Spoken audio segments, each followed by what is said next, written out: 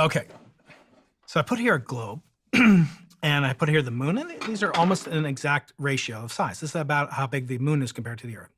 Now, originally, before the moon didn't exist, when the Earth was first formed, the Earth condensed out of a giant version of trillions and trillions and trillions of tons of these meteoritic materials. They sank to the bottom, made the core of the Earth. The Earth's core is made of iron.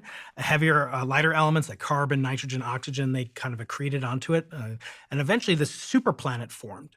And that planet, or the early Earth, was called Theia.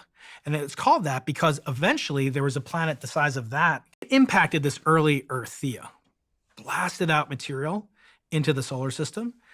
And over millions and millions of years, some of that material condensed and formed the moon. The moon, and then the Earth formed as we know it today. Now the moon is 250,000 miles away from the Earth. It's exactly at the right place and size that we have tides on the Earth. We have ocean tides 4 times a day. So right now I'm showing where high tide would be, say, where this part of the moon's gravity is pulling on the ocean here, so it rises it up. That means that some of the tides on the other side are also high tide, and then right angles, low tide, low tide. Oh, so that's how the tides work. Basically, wherever the moon is, it's pulling the ocean up. Yeah, it's actually pulling the Earth, and the Earth is surrounded by this sphere of water, and so it that moves the Earth within that water, and the water gets turned into like a lozenge shape.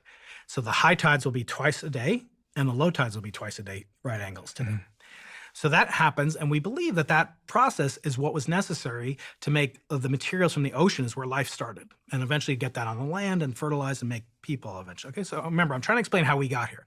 So there had to be this enormous collision from a pre-existing object in our solar system to create the moon and the Earth as we know them now. But that wasn't enough.